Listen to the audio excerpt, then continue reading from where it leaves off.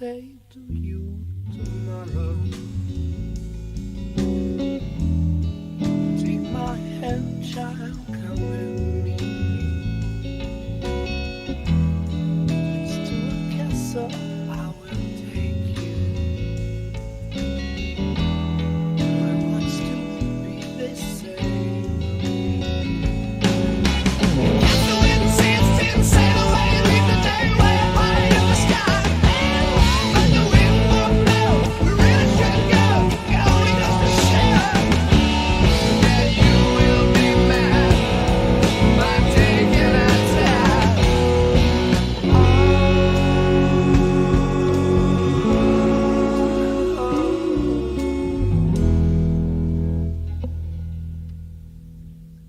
If you say to me tomorrow, oh, what fun it all would be, and what's to stop us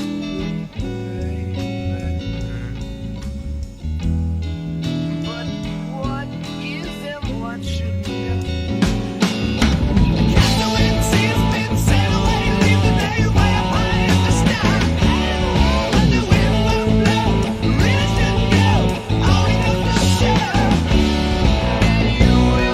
Mad.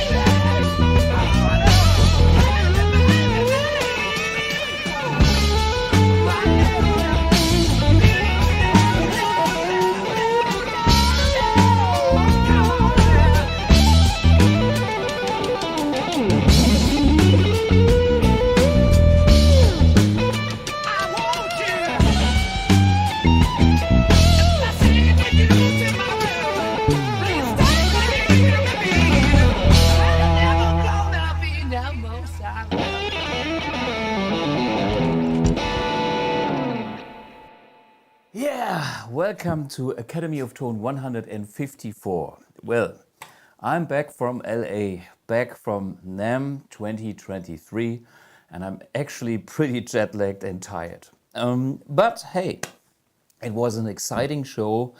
It was great to have met a lot of people in the industry, a lot of players, a lot of friends. And this show was actually a lot better than I was expecting it to be. My expectations before going there was like last year was pretty slow, but I could feel a little recovery. Nothing like the good old NAMM shows from 2020 before or pre-COVID, but at least a show that I really enjoyed, and I guess a lot of other people that I met there enjoyed the show as well. I think the business is changing. It's not that trade show where you go and where you write orders and the stores are coming. I think these days are kind of over since the internet and new ways of distributing gear have changed so much the whole industry that we cannot expect such a show to be as huge and important as they used to be. But on the other hand, it's very good to see that all the people that actually I know for decades being on trade shows are still there.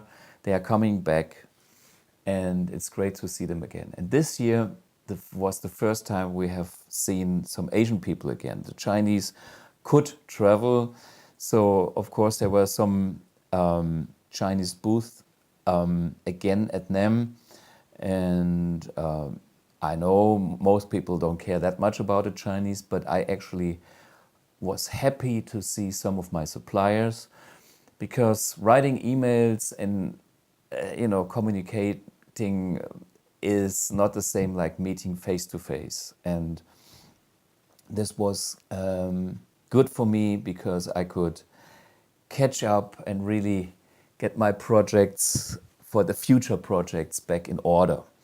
I had some business dinners and yeah, this was basically all good.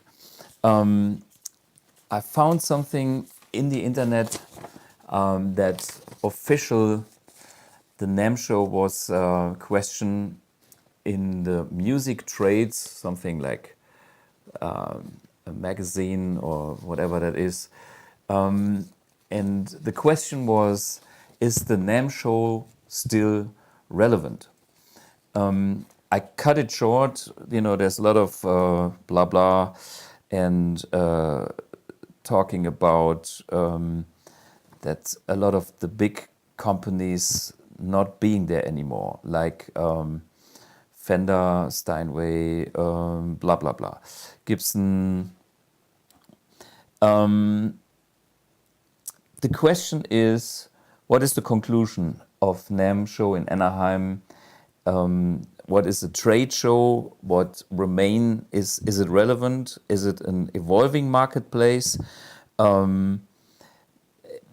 Well, I see it in a way like a lot of big companies were absent. We are talking PRS, we are talking Gibson, we are talking Fender, Roland, but we have seen Yamaha as one of the biggest companies in that industry. But we also have seen many small companies, pedal builders, amp builders, and it was great to see that music community. And here's one thing that I marked myself is like getting to know the people who we do business with at NAMM is very important. There's something you cannot get a feel for somebody if you just write emails. If you talk face to face, that's a totally different thing. Of course, the question is, all the promotional expenditures, what the costs for a trade show are kind of pretty high. Flying to the US, staying there, travel costs, and paying for the booth, that's quite some money. And what you get in return is maybe questionable, but what we did at BluGuitar, we downsized and we kind of shared a booth with John Hornby Skews, JHS, John Hornby Skews, not to mistaken with JHS pedals, which actually haven't been there. So we had many people asking for, where's JHS? I said, this is JHS, just around the corner, which was the British company, distribution company, JHS. They do vintage. Any of my vintage guitars here? No, actually upstairs. And Fred King, but the costs that we had for our quarter of the booth or whatever it was is reduced, and BluGuitar was there only with 2 people, myself and Kai, and the result was very good for what we invested. So that was our answer to that current situation, how to deal with that new reality. And conclusion number 2 is we do it again next January. January is actually a better choice because the weather was actually not good. It is April, and April in LA is not as good as January in LA. January is at least same temperature, if not even warmer, and more sunny. So I would, and I'm happy that NAMM is back next year in January. So we'll go there again. I guess we do the same thing. Our booth neighbors were totally happy, and the noise police wasn't so hard on us. Maybe because of the different space, or maybe they kind of loosened the restriction a little bit, and that was helping me a lot to play the AMP1 and AmpX and all our amps with the real cabinet, so people could feel the amps. Of course, we did have the headphone test stations, but I was happy to make some noise there, and it was drawing some attention every time I, plugged in and had some fun with my.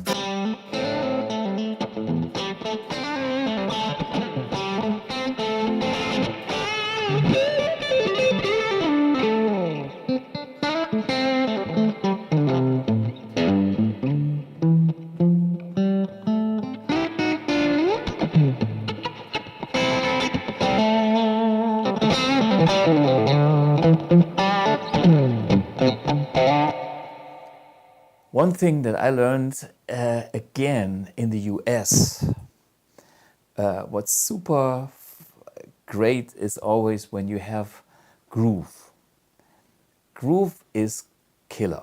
And that's something I experienced even on that day after the NAMM, when I was at the Santa Monica pier, and I was meeting a friend of mine, having a little walk, and over there we were just walking on the pier, and then we came up, and then around the corner there was a band playing. Do we have that little snippet? Yeah, just watch that. It's like groove. Just watch it. Groove attracts my attention, and it's so cool. Groove is king.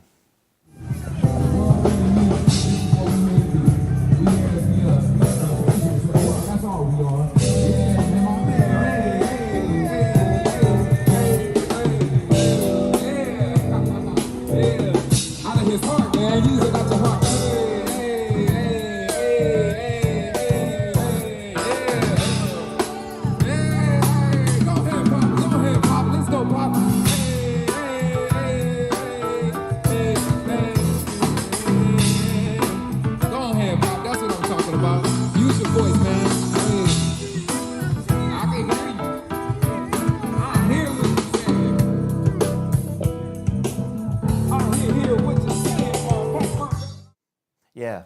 Anyway, I mean, the pedestrian crossing the streets, I don't know, maybe he was a homeless having fun. Yeah, yeah, yeah. But hey, that kind of groove, some killer backbeat, doom, tak, ka-doom, shak, ka-doom, ta-goom, ka-doom, doo-doo-da. That works. And I mean, I do my thing, and the moment I groove, boom, you can see more and more people. Groove is music. The same thing on at the show. It always works. And then some melodic thing. The shredding is one thing, but the groove is king. And if you combine both, you're super king. Okay. Yeah, there's one thing before. Let's talk about the whole trip a little bit. Before going to NAMM, I have been to our US warehouse in Atlanta. And if you live in the US, we can make you a little offer since we have inspected our warehouse since the COVID times, which means like 3 years ago, I was there last time. And I went through all the returns that we got back from like Sweetwater, Musician's Friend, and all the stores, and a few faulty units. But 50% of all the amps that we inspected were mint condition, spot on. And if somebody living in the US wants to get a special deal on the B stock amp 1, no matter if it's a Mercury, an Iridium, or even Silver edition, we have everything on stock right now because I double checked all the amps. They're all tested. They all sound fantastic. We have different grades. In case you live in the US and you want to have one of those B stock amps, you can drop us an email at sales@bluguitar.com. Sales@bluguitar. Wait a minute, is there a camera that here where my finger is? Sales@bluguitar.com. The rest is my notes. Anyway, because the fresh delivery we are officially out of stock, which is true. We are sold out in the US. The official delivery for the US is coming next month or so, and it will take a few weeks till you see that new shipment in the stores. So from that kind of cleaning session in the warehouse, we can make you a good deal. And drop us an email on sales@bluguitar.com. Yeah, so it was a tough one because flying into Atlanta, getting a hire car, having a few hours of sleep, going to the warehouse, spending like 20 hours in the warehouse. They even let us out, me and Kai, like the last guys in the warehouse. Everybody was going home and we stayed there like 9 in the evening or even later. We had a security code to close the whole place. Yeah, but we really cleaned the whole place and we know exactly what is on stock and what condition it is. And now we know what's going on in the US warehouse. After a super short night, getting up at 3:30 in the morning, check, back to your hire car, back to Atlanta airport or hire car rentals, take the train back to the airport, flying into Los Angeles. We did pick up another rental car going from the LAX airport to our apartment and did that live stream that you probably have seen last week. After that live stream, we went to the trade show. We did the setup of the booth, which was pleasant because our friends from JHS, they did set up the whole thing. We just had to unpack a few cabinets, a few amps, plug them in, see that everything is working and have a dinner and go to the jam. I was going to that Rooftop jam I was invited to by Ronnie Lee and of course a few killer musicians like George Palacios, who is Rick Springfield's drummer. Maybe by now you know how much I love drummers with a good backbeat, and he's one of those killer guy. And the singer Neil Turbin, who is famous for being the AmpX singer, a pretty heavy band, but his voice is, he's very versatile. He sings great soul and metal and rock and whatnot. And we had some fun on that rooftop jam, but it was pretty cold outside. So I think I was still wearing my jacket, and at a certain point it was even raining. So my guitar got another shower. Not this one, I took a blue guitar with me, but this is what a guitar has to stand. It's like if there's rain or wind on stage, there's no way to escape. I think we have a little clip from that jam that we can show you.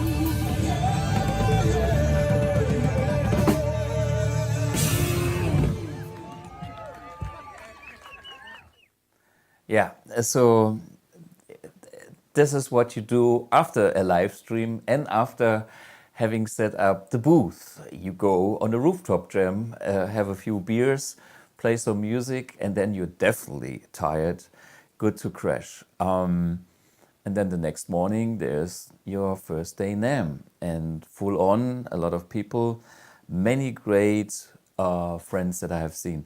I'm looking here at the live chat.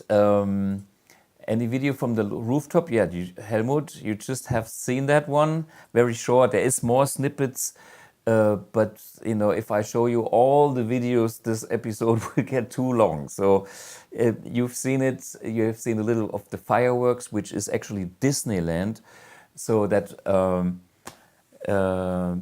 it was on Harbor Boulevard for those guys who know Anaheim and the convention a little bit. It's like the main street for all the tourists, and in the background there's Disneyland, famous Disneyland, and people go there with Mickey Mouse hats. It's a weird thing for us Europeans, but it's actually fun. And you know, people are happy, people are celebrating in a way. It's American culture, which is okay, you know. I go with the flow, I go with the people, and I go with whatever is taking place, and feel like I would like to adjust. Yeah, at NAMM we had many people. The best thing is I show you simply that video, how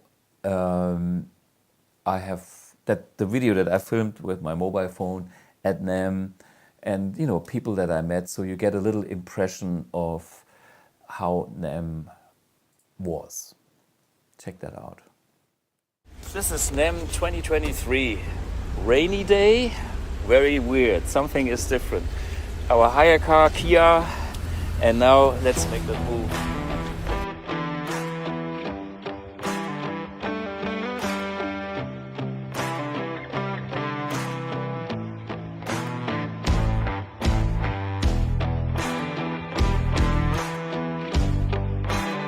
doing? All good. You're doing demos? I will be doing, a couple of times. So. See you later. Cheers. Hey, Mr. Fricker. Good. All good? Yeah, great. Hey, bonjour, monsieur.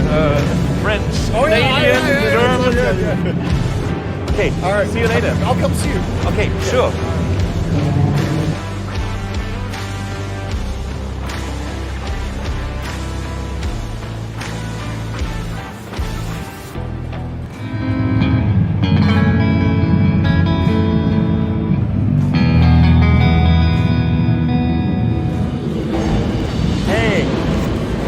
Have a good day today, man. Yeah. I'll see you over there. I need some of your pickups when we talk.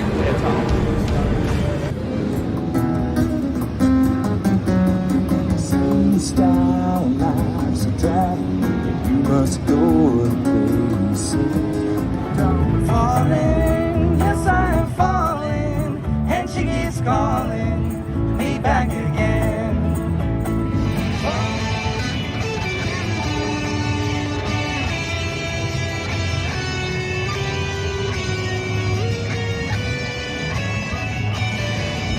Next to Monster Cable.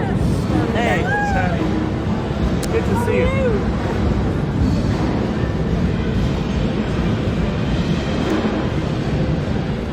Are you thinking? What are you thinking about? You're on camera. Oh, lovely. Yeah. Mr. Dennis Drum. And again. Yeah. Another NAMM show. Another NAMM show. How many NAMM shows have you done? 44. 44? Yeah. You're only 46? That's true. Yeah. You started early, right? So, no, we are very happy about you doing the setup for us. I was really worried because they just take all the stuff away. Yeah, no, brilliant. But it's done. We spent an hour yesterday and that's it.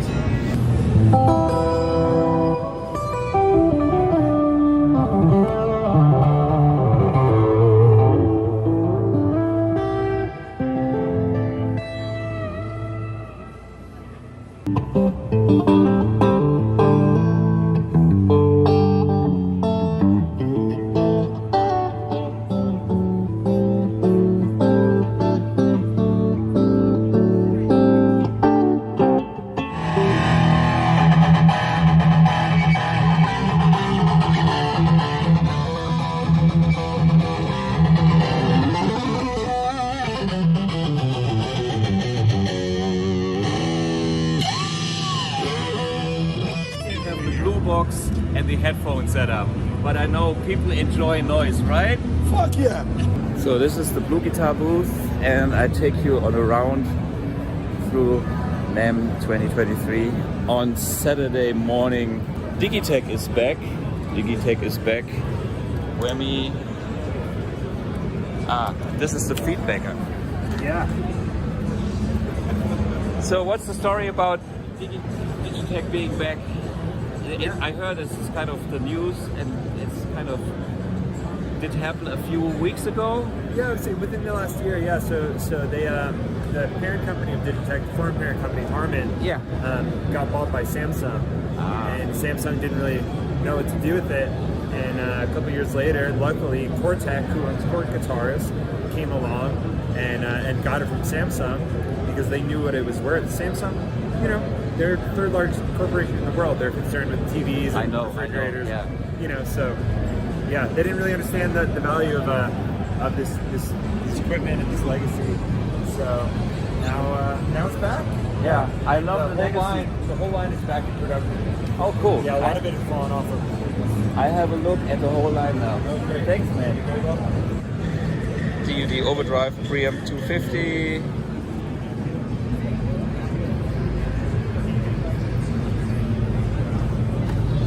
The drop pedal, the ricochet, and of course the whammies. Okay, this is what we see. Digitech. Our friends from Germany, Mr. Thomas Weilbier. Good to see you. So TV Jones, the guys who do kind of the best Filtron.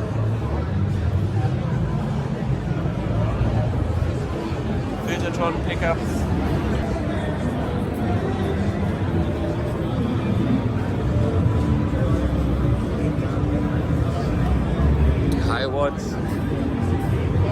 iconic brand Park Amps. You know.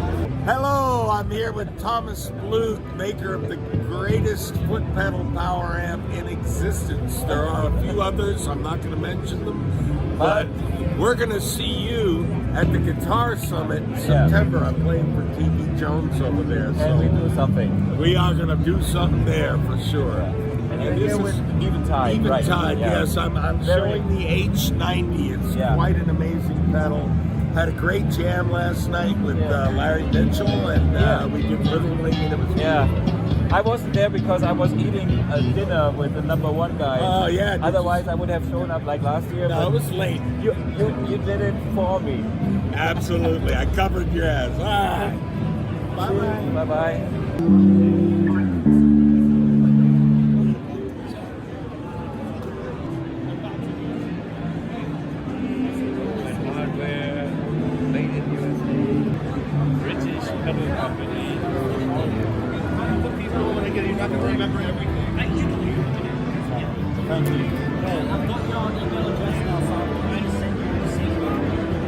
Ex-wife, I helped to design their, I helped a little bit with the design on their wireless system.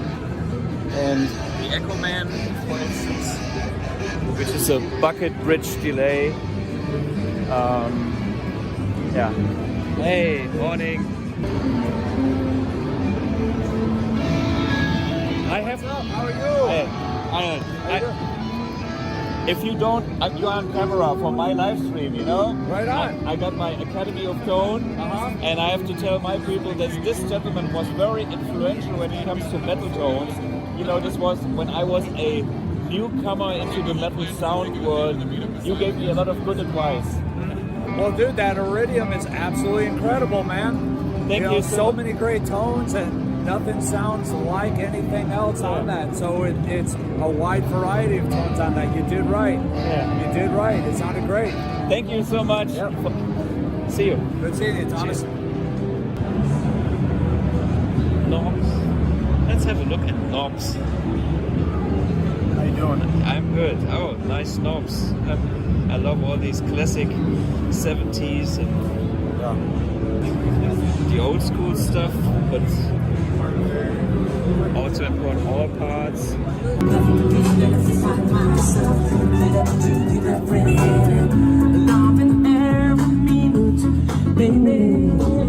Cool music. Oh, nice wood. Wow.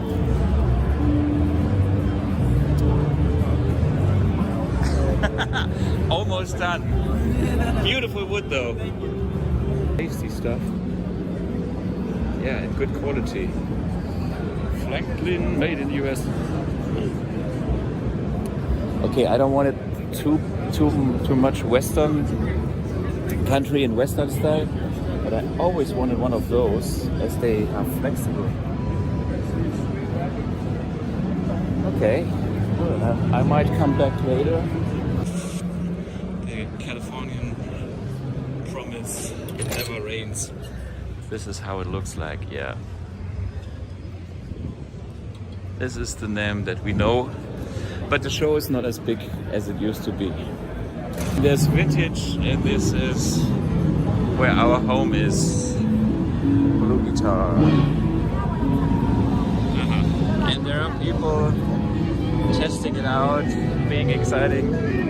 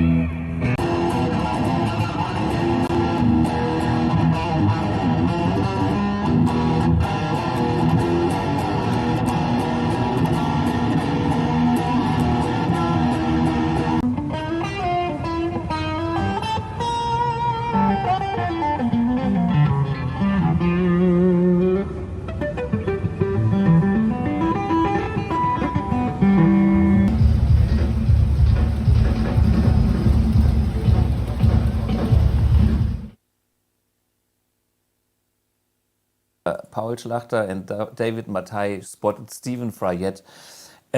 Stephen was checking out the AmpX, and he was very impressed because he knows what what kind of a special unit that is. And we know each other for many years, but just that meeting again at that NAMM was a different level. And we kind of agreed on that, he's doing his thing, but being innovative in the traditional tube style world, with his power station, a load and a tube power amp, and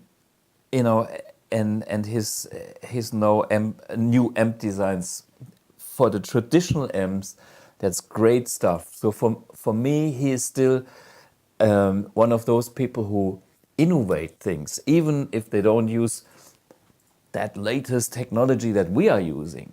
But on the other hand, it's like he deeply understands what I'm doing actually with AmpX. That this is not just an amp. This is kind of a huge step in the amplifier technology.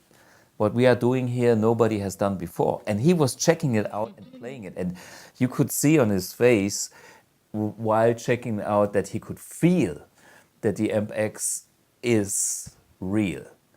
And yeah, so this was one of those very intense moments meeting, other designer friends at the show, where we actually decided we have to do more together in a way. I will probably join his live stream and he will join ours here, because we felt we have a lot of things in common, although we do different products. But this is all great.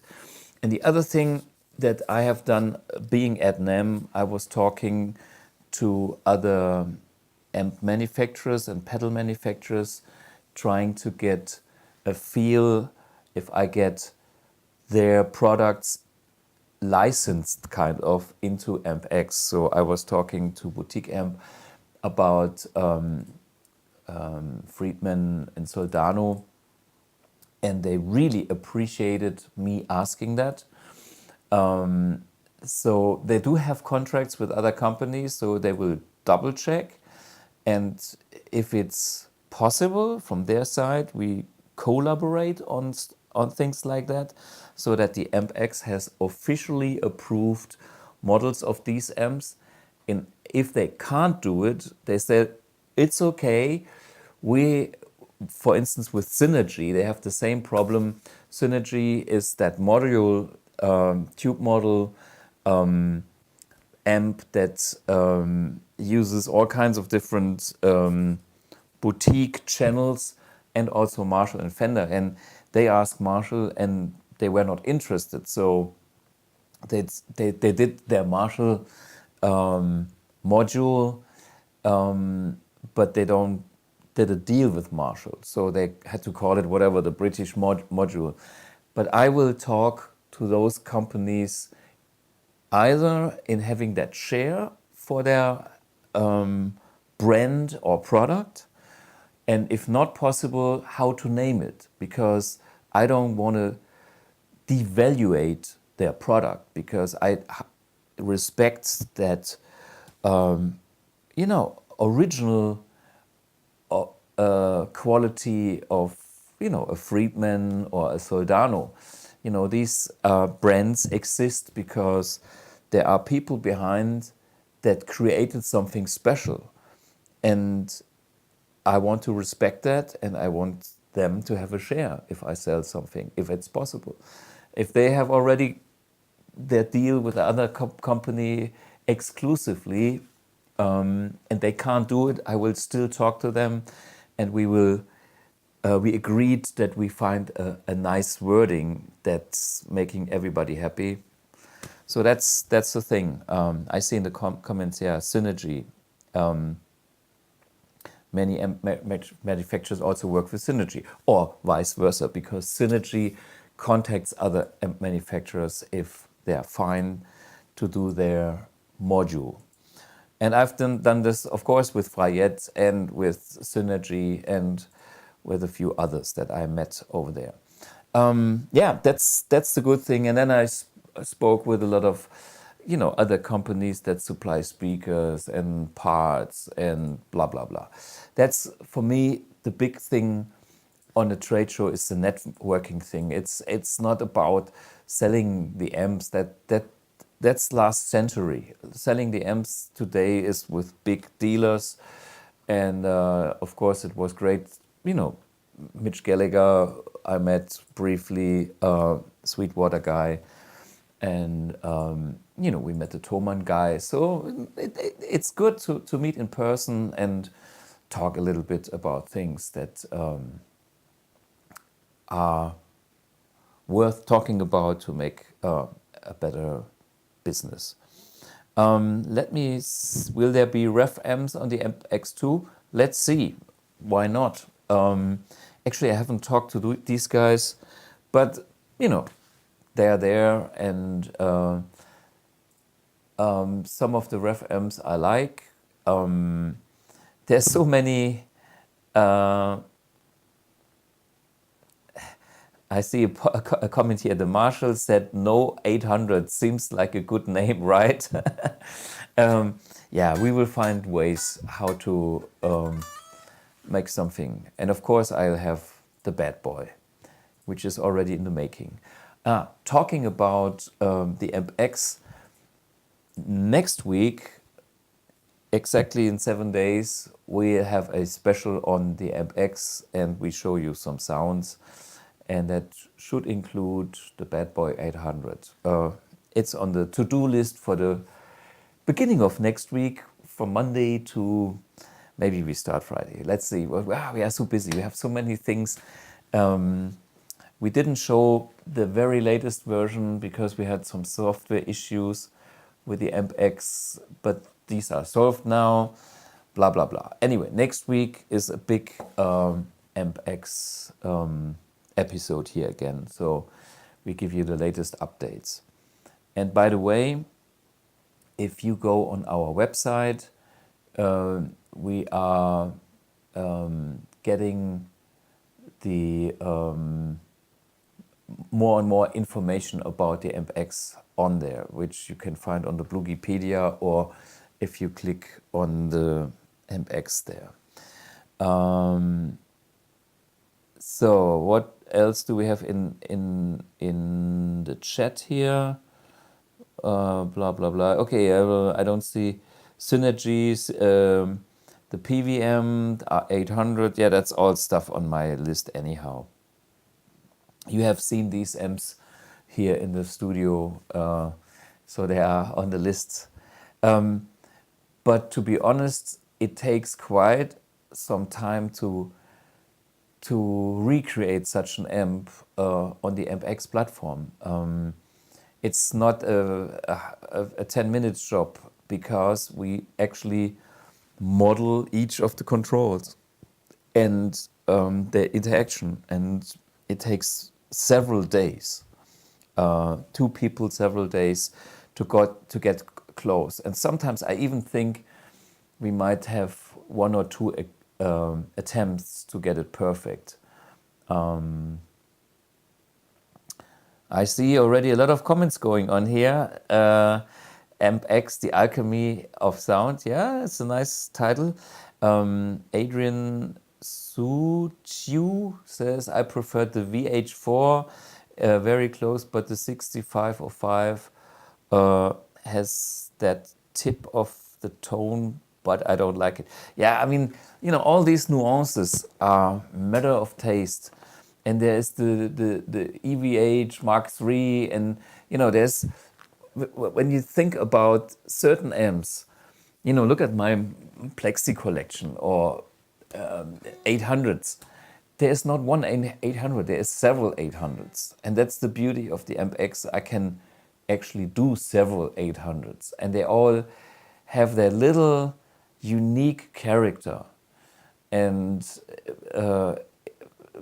maybe it's for me, it's the fun kind of getting a collection of all these amps in one product, in one device, and then I can choose the one that is best for me, as you can choose the one that is best for you.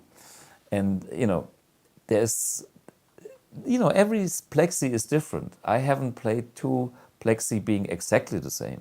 They're close because they have the same recipe, but I had to buy like 10 of those because I like them all, and they're all slightly different.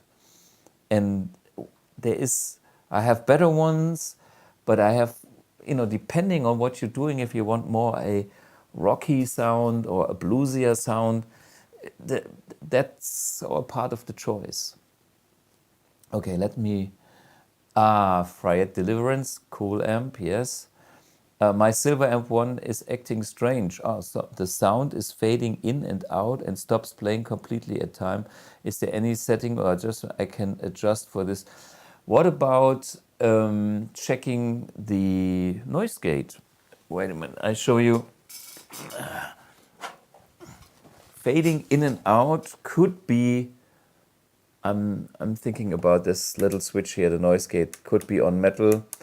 If it's a silver, we had a few amps in the silver with an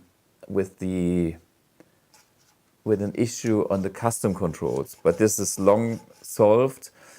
If you would kind of try to wobble these knobs here, these little custom controls, and if there's anything happening, then you need service for the custom controls. Double check. These are the two things that come to mind. Anything else is not a known faulty, and we sold many of these amps. And overall, I'm very, very happy about the failure rate. Back to our Atlanta warehouse, how many years? 3 years at least. And the returns were not that many. And the faulty rate on the amps that we got back was half of them were totally fine. They were just wrong. They were like in preset mode. Somebody, programmed the foot switches, and some customer thought, hey, this is totally weird. I press here and everything switches. They didn't know that there is a preset mode, things like that. So do a little reset, bam, and everything was totally fine. Let me read some of the comments here. Yeah, somebody said at Pitt, have you looked up BluGuitarDude?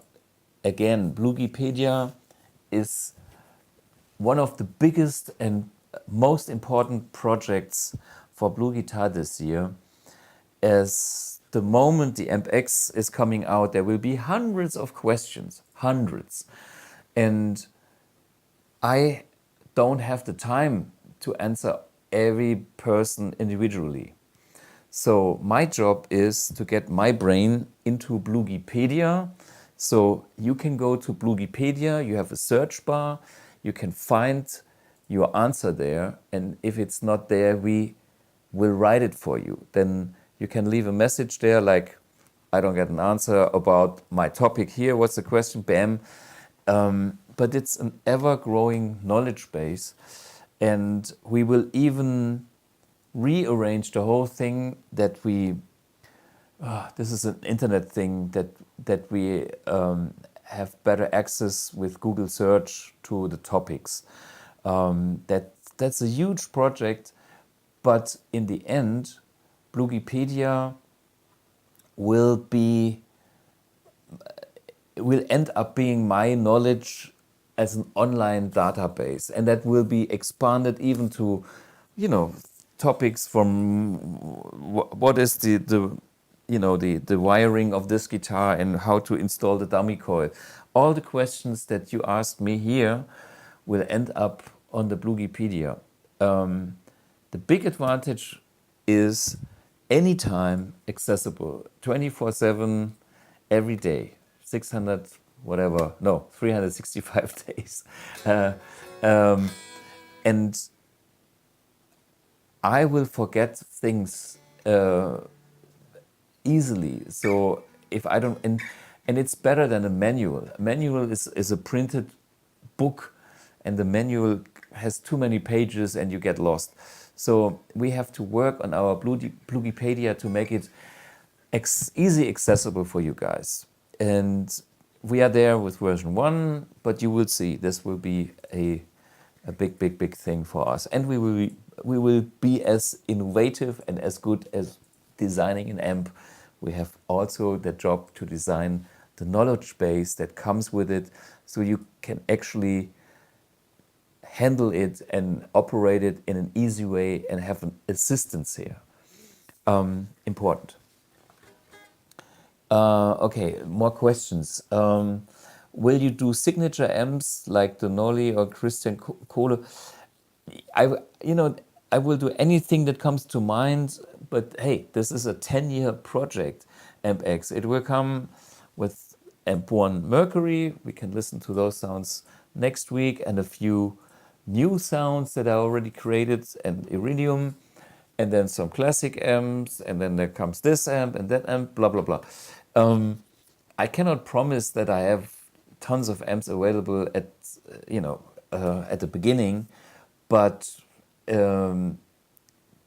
yeah, I will focus on creating amps and effects for this AmpX. So that's my job for the next years. Yeah, somebody has a ground issue. What's going on here? As long as there's a super lead Marshall, I'm fine. Yeah, you will be fine because I'm the super lead Marshall guy. Thomas, I was talking about a synergy. Never try to copy. Never try to copy my Iridium. Never try to copy with my Iridium. Okay, you can try. I copied the Iridium in the X. We'll do signature amp. Okay, signature amp on MX. Yeah, of course. I don't know what this is. Can be a ground issue. I don't know. Ground is something general. Let's talk about ground a little bit. You should have good grounding. Why? Grounding helps to reduce unwanted noise. That's super important to get a clean signal. So if you have a lot of bass going on, I'm not talking about the bass that you get from pickups. So reduce the volume on the guitar or turn it off and see what happens there. Use a different power outlet. Make sure that your amp is grounded, amp 1 or any other amp.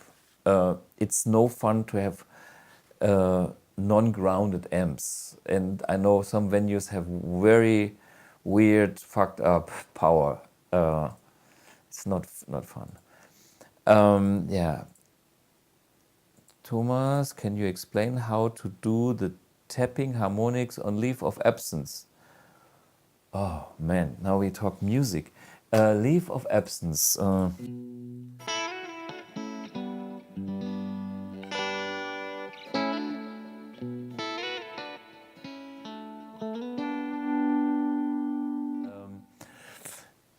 What I do, tap harmonics, okay, it's like... That's tap harmonics. So what I'm doing is like I use 12 frets higher, and I use that finger, fuck you finger, and I make like a hammer. So I don't touch the string like this, I just...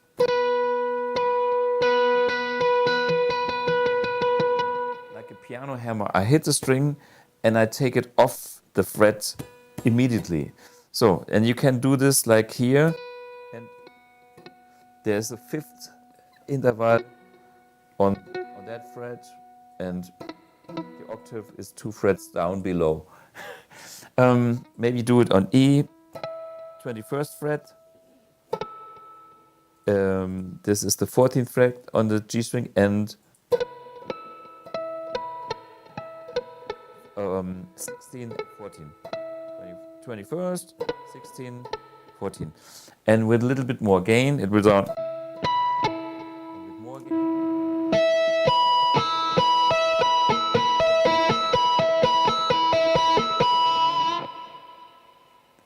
But this is basically good old Eddie, you know.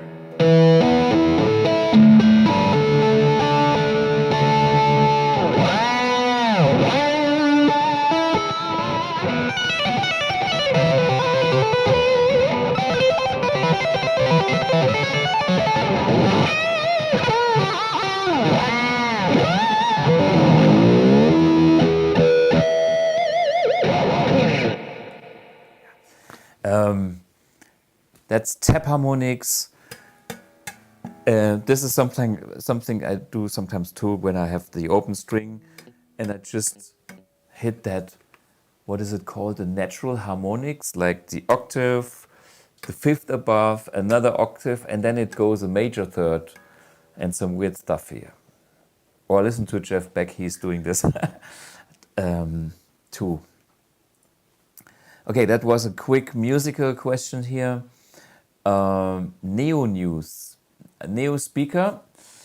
Yeah, I talked to my speaker manufacturer and others like Jensen and Eminence and them all, basically.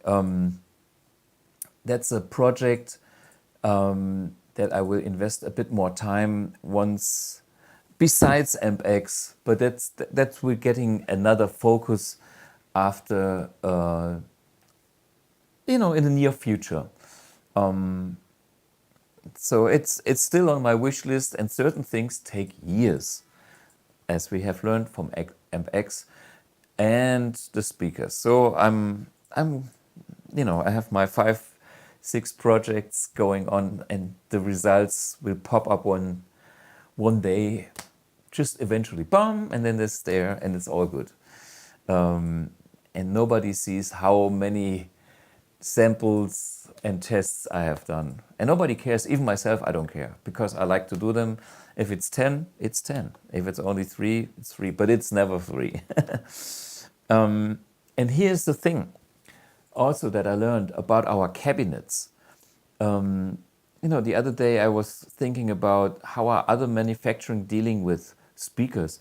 They simply buy a V30. It's not a bad speaker, but it's a V30, and it's a standard speaker.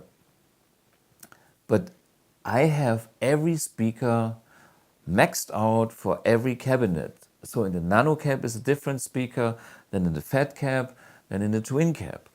Because I don't have to just a vintage 30 and put it in there and it sounds, well, a vintage 30 would work as well, and maybe it sounds, but I think my cabinets sound better with that specific voiced speaker for that cabinet. Okay, what's else going on? A strange secret in common reverse power plug. Yeah, Helmut is right. Okay, there's the ground thing, which is important. If there is no ground, you have that hiss. And then, of course, if you reverse the polarity of the power, it can also help. It's always good to try that out. It's not a guarantee, but it's an option. And if it's not 100% perfect at the first glance by plugging in somewhere, try it out. Just reverse the plug. In the German plugs, it's easier. On the American plugs, it's harder because they have a direction. They have like there's the one pin that forces you to have it plugged in that way. And therefore some older US amps had a polarity switch that was doing it for you. Here in Germany, we have intelligent plugs. You can do it this way or 180 degrees different. The so-called Schuko-Stecker. Okay, if you know what I mean. But this is Germany only. Oh man, you ask a lot of questions. Okay, a few more questions and then I carry on with the NAMM show. So many harmonics between the second and the third fret. I totally agree. When we go here, like a,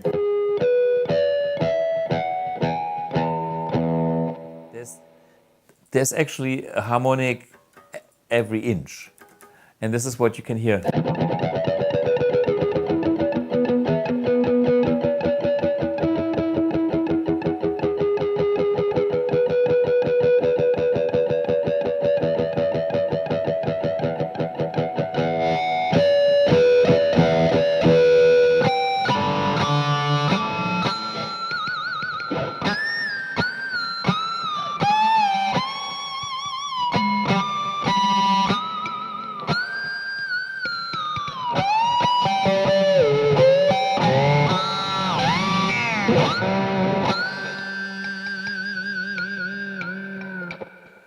Yeah, Jeff Beck was the master of doing harmonics here and bending it with a whammy bar on a Stratocaster. Hey, my hero.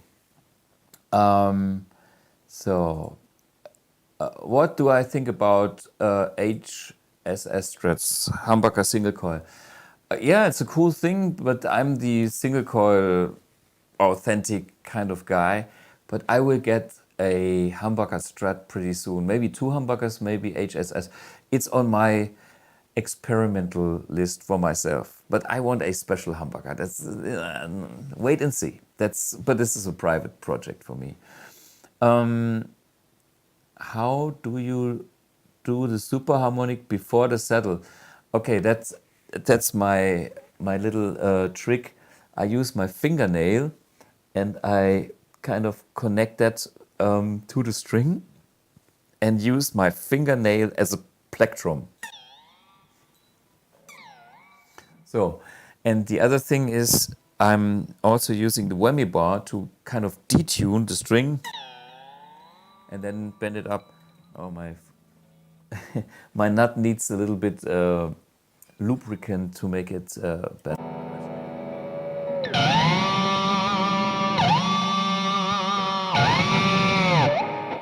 So what I'm actually doing there is I do 2 things at the same time. One is either I pick one string, sometimes I do it with low string, like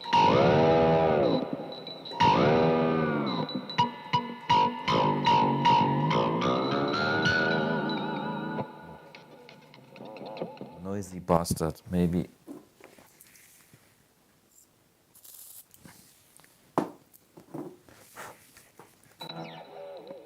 Gone.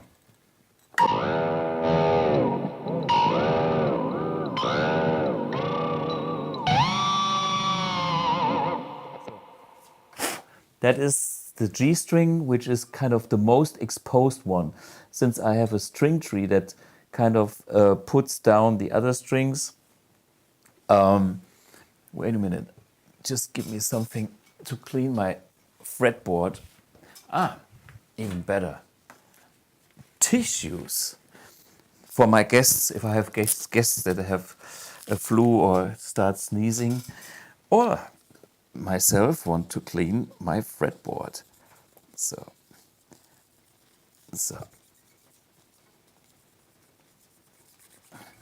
But no, just a little lubricant and the noise is gone. The kind of when the string got struck in here, noise simply disappeared. So, okay, back to this effect here. G string is kind of exposed because it doesn't have extra pressure from the string tree or from the angle going down to the machine heads to the tuners here. Yeah, I don't know. And this is like brushing through several strings. I do it upwards, sometimes I do it downwards, sometimes I pick single strings like this. There's many options. Just play around with it and then you can bend them at the same time. You can even swell them like.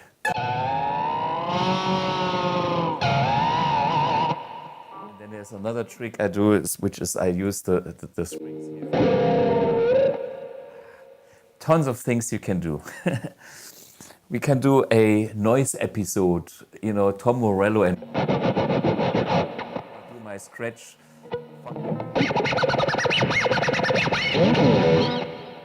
Okay, don't do this with a female in the audience. They might get sexual. Okay, back to the comments here. So that typical, I call it Rory Gallagher spot on the harmonics. Yeah, Rory Gallagher was doing a lot of these things. And talking about harmonics, you can do that's a Gallagher thing,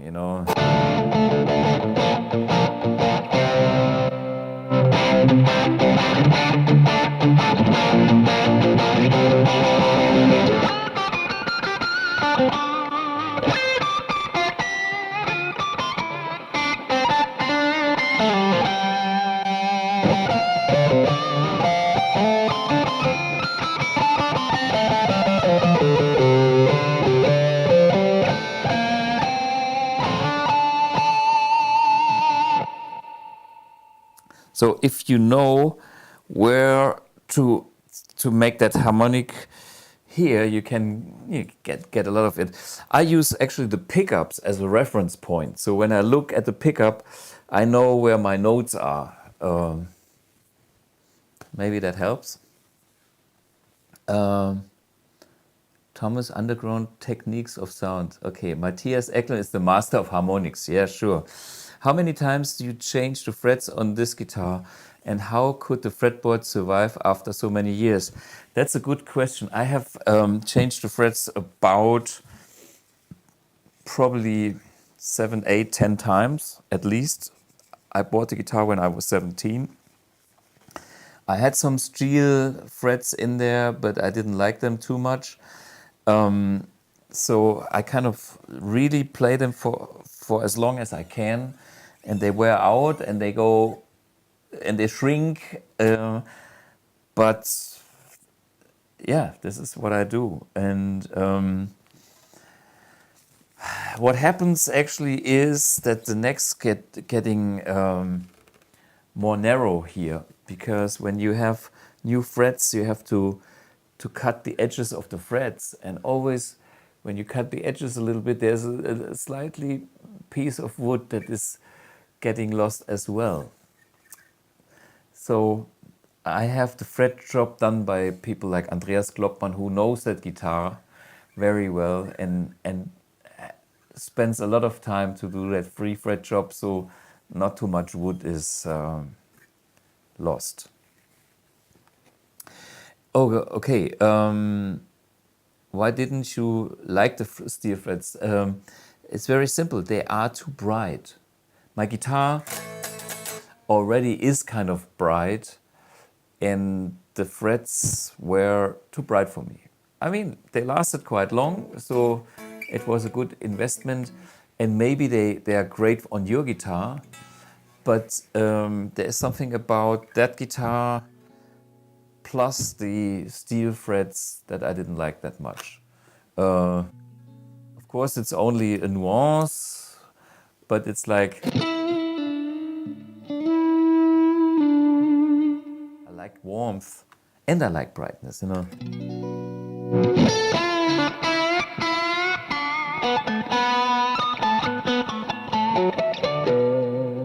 ZZ Top, another great Billy Gibbons harmonics player.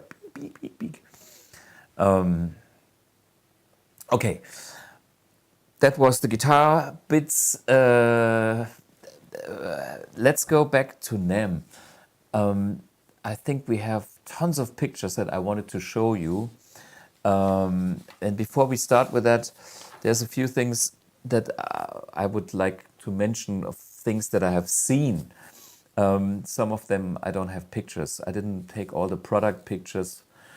But finally, T-Rex came up with their Binson EchoRec drum tape delay thing that costs only $2,100, more than an AmpX, for just the delay. And of course, I will have fun to get a version of that into my AmpX, because I kind of like those effects a lot, which is a classic in the hands of David Gilmour and many others. So yeah, I either get an original Binson Echo Rack or one of those T-Rex ones one day. So what else has been at NAMM? Seymour Duncan released a programmable 5-way switch that you can kind of program with your mobile phone. So imagine if you know, in the good old days, you had these extra switches on your Strat, drilling holes in there to make any combination possible. Like, I want this out of phase and in combination with that. And there's now a Seymour Duncan 5-way switch, and you can program what is happening on all of these positions. So there's the option to get rid of that ugly extra switches and have it done with a regular 5-way switch. It's a pretty high-tech approach, but something special to consider. Maybe you like it, maybe you don't, but this finally exists. There was a ton of new pedals. I don't talk about all the pedals like electro harmonics of octave fuzz, and then the new one with the slider. This seems to be, you know, we came from the rotary knobs, and now we have the, what was the company? They came out with sliders. So this is the now new hot thing. Engel came out, Engel amps from Germany, with a 40 years Fireball. Ibanez guitars with tons of new models. And the other thing that you could see is Newell GSP had a huge booth. They have too much money. I sometimes wonder where the money comes from. Maybe they have big investors, but they had a huge booth, and Javier was doing the demos, as you could see at the other video snippet. And then there was Ike Multimedia doing the Tone X. So this kind of profiling thing is very hip these days. But on the other hand, you can get free software on what is it called, the NAD or something, neural analog, blah blah blah. So you can do your profiling on your laptop or on your computer for free, and it's open source. So that kind of takes away a lot of the magic, and yeah, this is now, profiling is now accessible to everyone. And on the one hand, I like that, because it's kind of, wow, if I want to profile, I don't even have to invest money. I get the freeware and use my DAW and do it.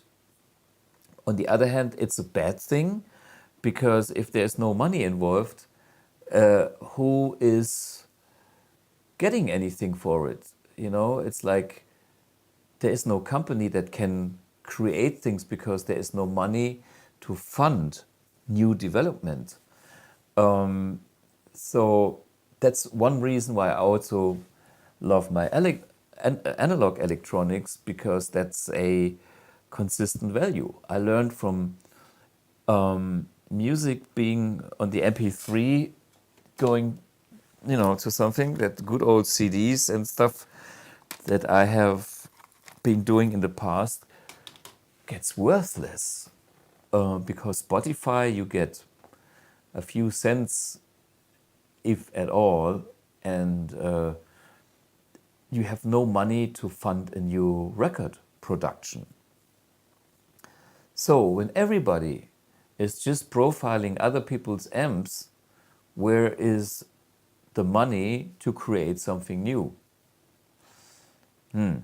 okay, that's a big discussion with two sides. But what I'm saying is that's the hip shit at the moment. Everybody feels like I can do everything. I have everything in my computer, and I'm living in this world and in this guitar world for many years, and I know it's exciting. But on the other hand, there's this collector, hunter gene that we all, we want to collect more of these. I want 5 Stratocasters, but in the end, it doesn't make you happy. In the end, what I learned is it's important to get the right Strat. I only need basically this guitar. All the rest is fun projects, but not needed.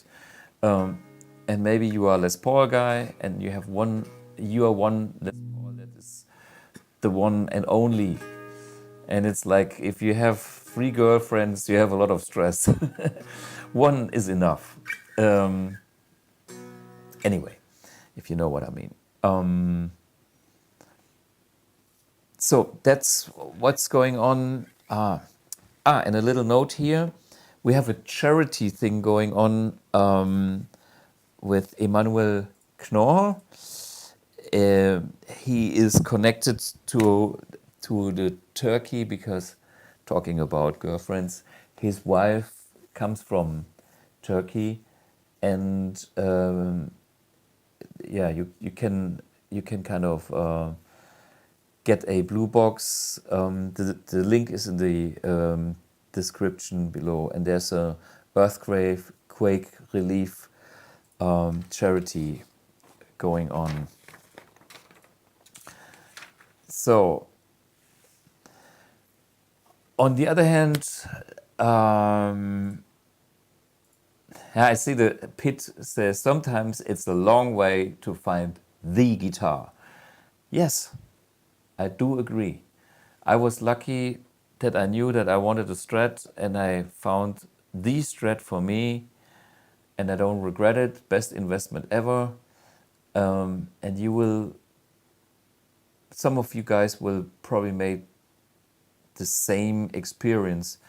And there's a lot of people still out there hunting guitars, tones, and whatever, and spending a lot of time with the gear hunt, which can be fun, but I see it like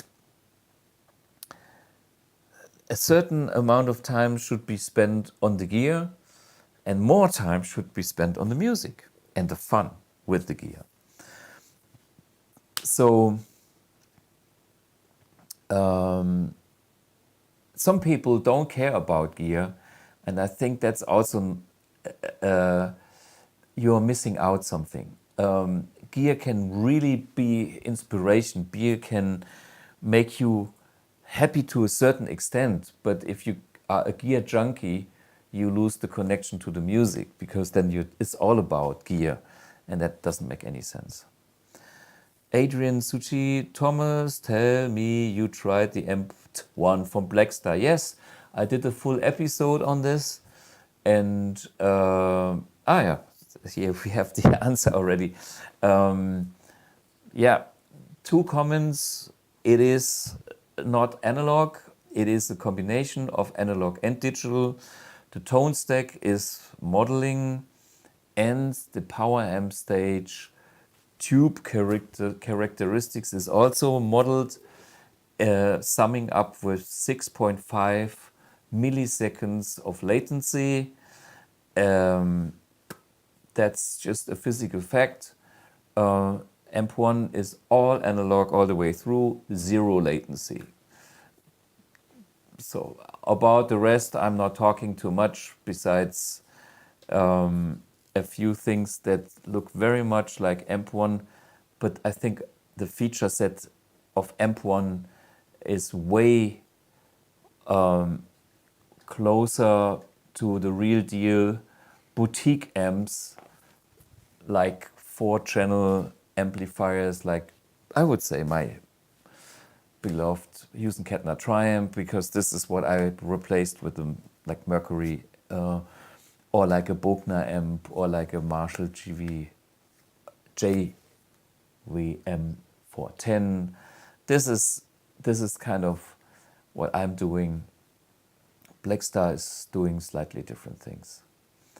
I know everybody's kind of, whoa, what's going on? And there's the new hype about it, but we talk in a few months even, not even years.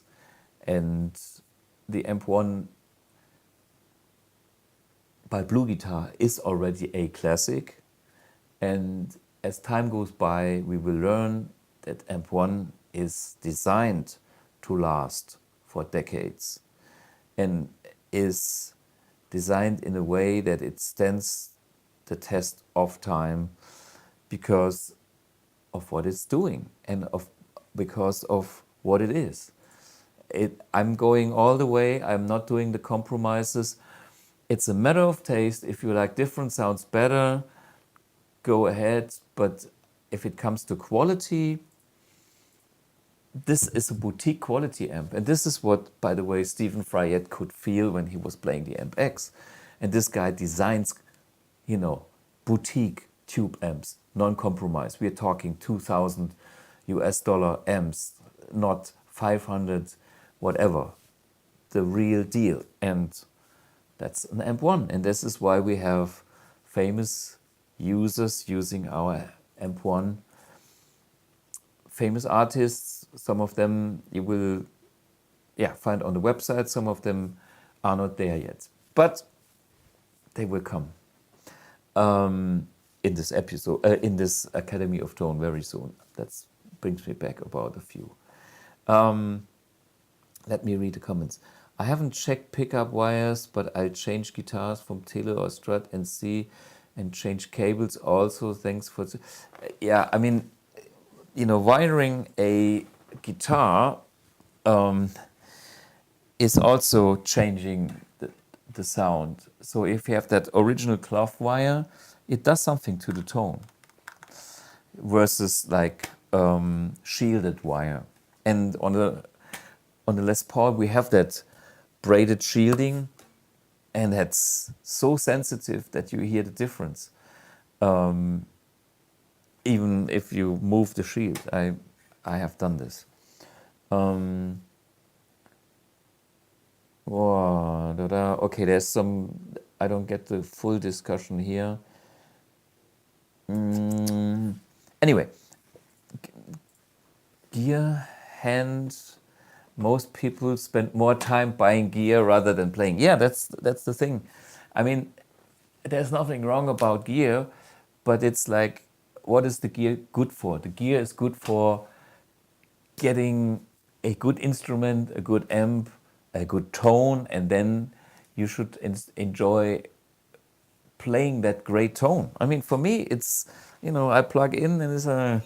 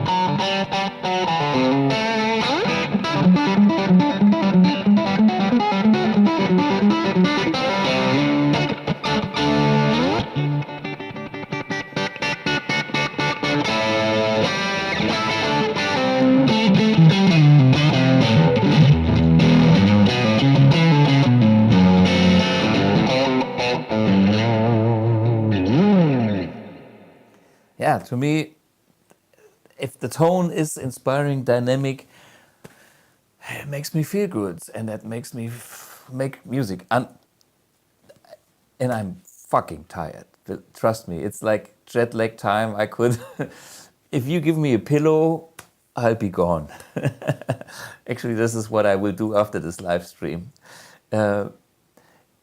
It's always, you know, when you go to the NAMM show, everything is so hyper that you don't feel it. But then, you know, the lack of energy comes from exhaustion, which is a natural thing. And you should let that happen because your body needs that. And this brings me back to the NAMM show. Let me see. Ramble on. What's going on? Helmut, can you please tell the people what song I played in the intro? No, it's what it should and what it shouldn't be. It's Led Zeppelin 2. And I chose that song because it was on my set list for the songs. What is and what should never be. That's from Led Zeppelin 2. What is and what should never be. That was the backing track I was... And this is... If you have the time, get Led Zeppelin 2 and put it on a record. It starts with...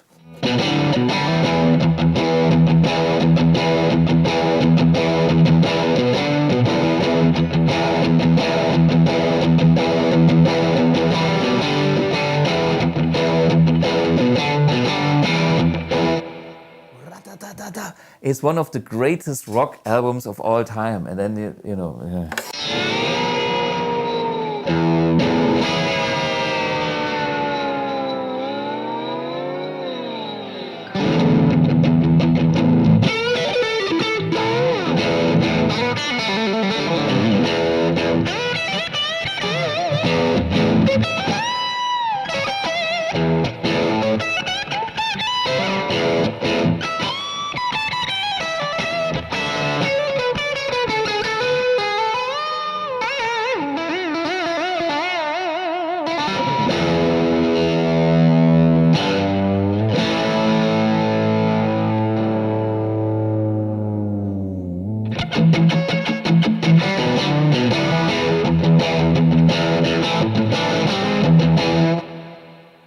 And that song that I played at the intro is the second song. And if I say to you tomorrow, same key, different vibe, you know, and then...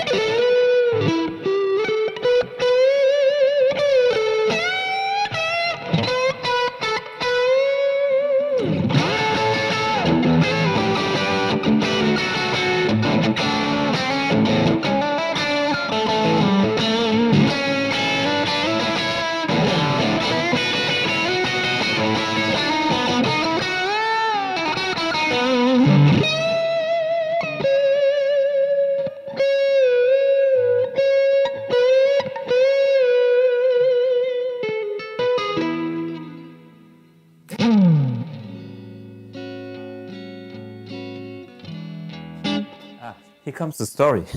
Just came back to my mind. When I was playing that song on stage, there was another guitar player, and he was the kind of guy with the slide, you know, killer slide player. And the original solo is with the slide. So anyway, what happened was, you know, the guy was super slide player, had everything in place. We started the song, the solo came up, and he turned around and he couldn't find his slide ring anymore. So I had to play it. I didn't have a slide because I'm not the greatest slide player anyhow. So I played the solo. Then, in the middle of solo, he found the slide ring so we could trade licks, which was even better. You know, it's kind of those are the surprise moments. You know, when I saw that he couldn't play the solo because he was looking for his slide ring, I did the intro, and then when the first note he played, I stepped back, had him doing the thing, then I came in when we did the question answer thing. Beautiful. This is what I love about jams. Yeah. Okay, this was Led Zeppelin Immigrant Song. Yeah.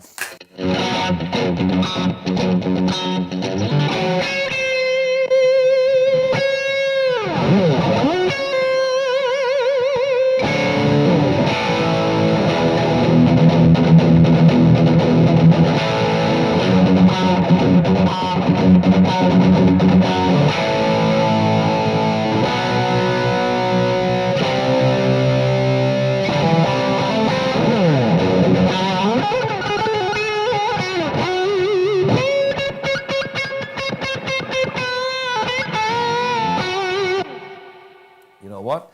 I play that next episode. So, good choice. I love Led Zeppelin. Was the first one I heard from Led Zeppelin. Totally impressed. Sure, why not? Led Zeppelin at its best. The drum beat. I love good drummers, and Bonzo John Bonham is one of my all-time favorite drummers. And it still is, even though I know many great drummers, but he invented that laid-back rock feel. I love that drum feel in Whole Lotta Love when the vocal comes down and when I play it with my band, I even extend that with the drum. I say, make it 2 bars. Yeah.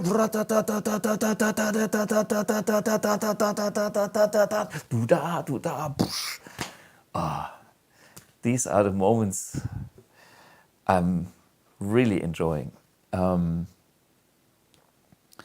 Hey sir, I got the Iridium secondhand and ordered from UK, but no box and manual, but ask Instagram to have the manual.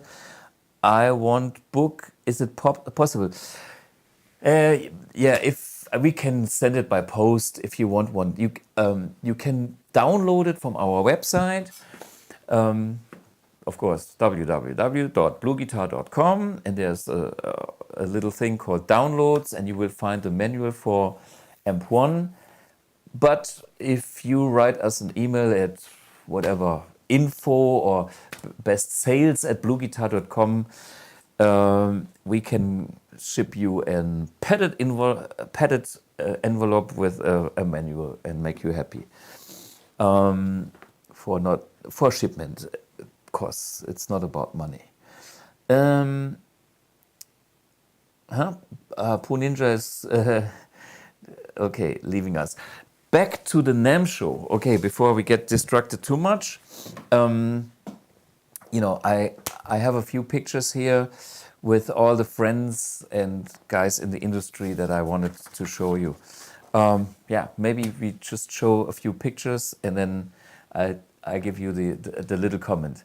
Yeah, Josie Di Castro, he plays an AMP1, but he is actually the demonstrator of Joy amps, or what is it? Some Chinese good product, but the more professional amp is the AMP1. We go back, we met everywhere on this planet. It's great to see these people. And I'll have him on an Academy of Tone soon. That's what happened at NAMM. Next. This is Drew Berlin, the guy with the sunglasses, and he is the vintage dealer of the vintage dealers. He sells the most expensive guitars to people like Bon Jovi. We're talking hundreds of thousands. And he has all the bursts and the best guitars on the planet.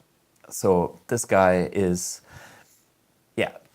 he is the vintage dealer of the vintage dealers. And we actually played together once in Hamburg, and we had some fun. So it's great to meet people like him again. Okay, there's Dennis Drum on the left, which is kind of Mr. JHS, John Hornby Skews, the UK distribution, and Donald Big D, who is how to describe him? I mean, he's a killer singer. He's an artist. He is LA. He is blues rock. He lives that life. He is real. I had a great time with him once when we did a jam at some brewery in Los Angeles, and yeah, he played amp1 for a while. Sometimes when he travels, sometimes he plays other amps. But yeah, it's always, he knows what an amp1 is, and he knows how to live music like I think only the Americans can do. So big respect to him. Karl Verheyen, yeah, we met first when we had some guitar teaching in Schorndorf, Germany, near Stuttgart. So I have had my master class and he had his in next room. This is where we met. And then I was playing with my band. He was playing, so we became friends. I was visiting him at home and I promised to visit him again next January after NAMM. So Karl Verheyen, what else can I say? One of the best on this planet. Okay, here we go with the number one guys, Thomas Walbier on the left and Niels Finkeisen on the right. Niels Finkeisen is a killer guitar player when it comes to the harder stuff. He plays with the German band Krups. And the guy with the F F on his gig bag is Alvin Mills, killer bass player, actually American but living in Germany. And I played with him a couple of times. One of the times was with Ian Pace and Don Airy of Deep Purple. And my good old friend Thijs van Leer, we had a killer jam once together. So Alvin Mills is back in the States, where he's from. Viktor Smolsky. Viktor Smolsky, many people know the band Rage, which was a great metal band, but now he's doing Almanac. He is killer metal player, living in Germany for many years, and we go back decades. He is famous for using angle amps. He has his own signature amp there. He has a killer tone with his angle amp. I know some of his records, and this guy knows what time it is, and he knows how to make great metal guitar sounds. Yeah, so we bump into each other. We played, we also played Woodstock. You know, I mean, this world is so small. This was like, what was it, 50 years of Woodstock or 60 years, a few years back. And then, you know, I played a Les Paul, he played all kind of weird things. Victor is a killer musician. He also plays, I think, the cello. His father was a composer and, you know, real deal musician. Trevor Wilkinson, what can I say? Trevor Wilkinson, the master of the brilliant hardware, and of course, you know, my Summer of Love guitar that you can see in the background, this colorful Jimi Hendrix style guitar. And Trev, I will meet him again in June. So yeah, stay tuned for more info about Trev soon. That's Thomas Nordic. He used to be the guitar tech of Frank Zappa, but he is currently the guitar tech of Steve Vai. And he was, of course, checking out the AmpX and being very deeply impressed. Yeah, killer guy. I was at his home. I tried his spaceship guitar gear. This guy he mods guitars, he mods pedals. He is Mr. Complex. If you work with people like Steve Vai, you have to be next level technician. It's not about quarter-inch plugs. It's more about programming and more. That's Thomas Nordic. Well, Jennifer Batten was doing a great show, Jeff Beck special concert. I think it was on the Thursday morning, and yeah, she stepped by, say hi. We talked a bit about things that are possible, blah blah blah. It's always good. And on the other side, on the left, you see Roni Lee. She was inviting me for that Rooftop jam, both AMP1 users. So keep it simple. And Roni will actually come to Germany and the UK this summer in June. If I have the time, I'm of course invited, but Germany is a big country. So it depends on where she is playing. If I'm around, I'm always invited to step in for some fun. Yeah, this is Rich working for Adam Hall. Adam Hall, you know, okay, for those who don't know, Rich was working for BluGuitar for at least 2 years, something like that. And we are still friends, all is good. But Rich got an offer from Adam Hall with a very good salary that I couldn't compete with. But it was great having a free beer and free drinks and free snacks at Adam Hall, where he's now working for. Yeah, and there was the UK YouTuber like Fuge, and other people that, you know, we are all industry people. This is a small world. And Rich will come back, you know, as a guest here on Academy of Tone eventually. The thing is, he was busy to get adjusted to his new job with them. So we have to, there was no time to do anything. And you know, eventually he will be back for a fun episode. So yeah, we are looking forward to that. And what a surprise, Ralf Gustke, the drummer that I play with a lot from like the Mannheim area, he was also at the NAMM show. He was doing a half vacation, half I go to the NAMM show trip with Annette. She has a music store at the Lake Constance in Germany.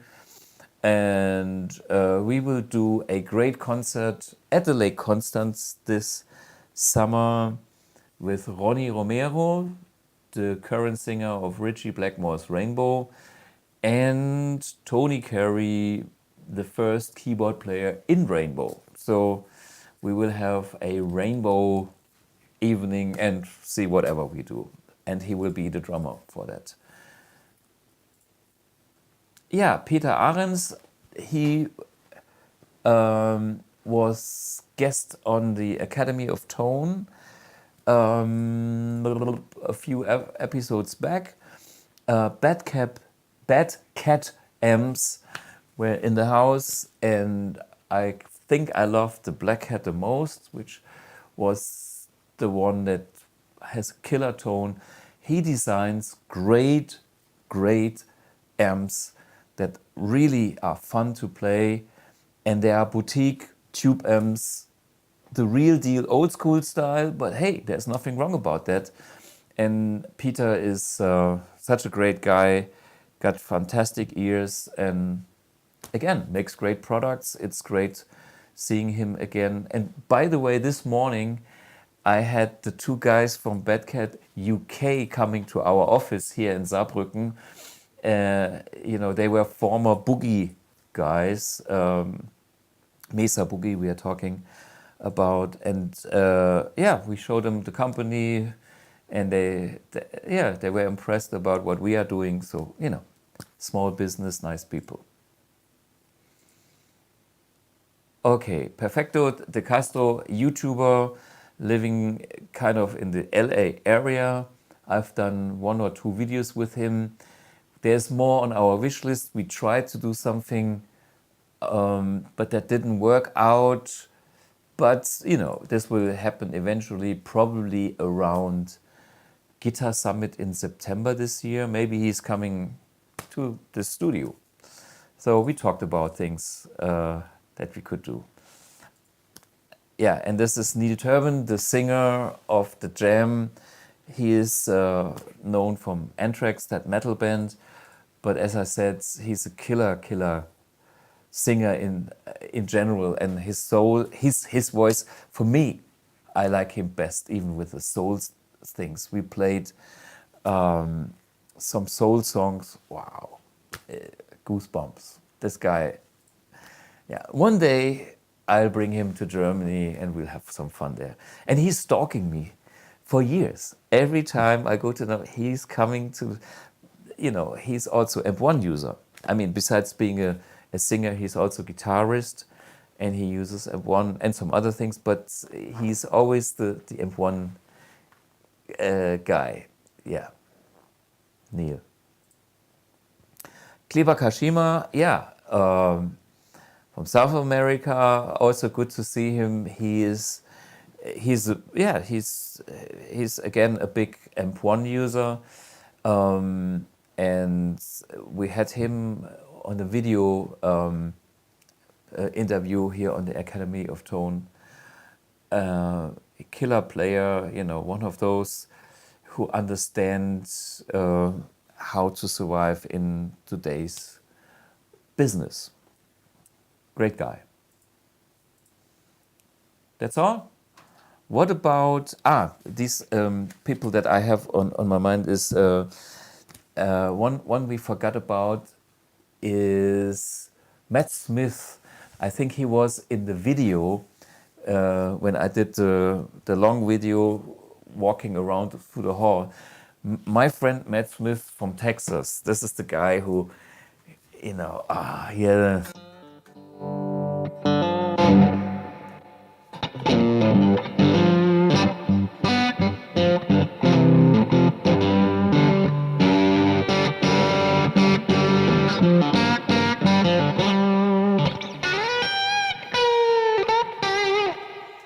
He's killer slide guitar player. But he's such a sweet guy and a tasty player in general. Yeah, I'm always invited to his studio in Texas. I have to go there one day because of him. Such a sweet guy, and we did some jamming years ago, and it was so much fun.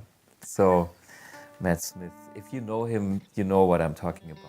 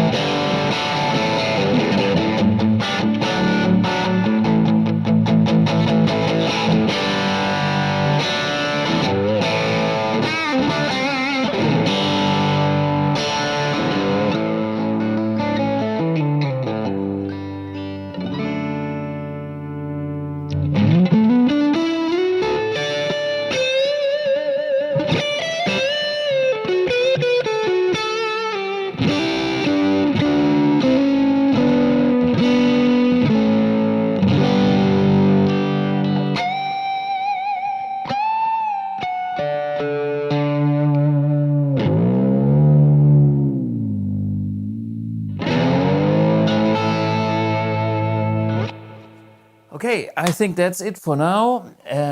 See you next week with the latest updates on the AmpX. Most exciting thing. And thanks for joining in. All the best. We have an interview. I forgot about, man, very important. Almost forgot. My dear friend, the DutchGuitarDude, no? Eric de Jong. We have done some nice interview when I was at his place in the Netherlands, and we will in this interview we will show his pedalboard with the AMP1, and he is the master of the low gain and his own creation, the no gain, the zero gain. Check out that interview. about Eric de Jong, who will actually be in the Academy of Tone again next month. Okay, I see you later, but now please check out Eric de Jong, the Dutch guitar dude. Cheers. Yeah, welcome Mr. Eric de Jong. I'm very happy to finally have made it to your home. Yeah, you're my studio now, yeah. Yeah, the Netherlands. Last evening I've done a little clinic in Kaatsheuvel. Kaatsheuvel, yes. Kaatsheuvel. Yeah. Kaatsheuvel.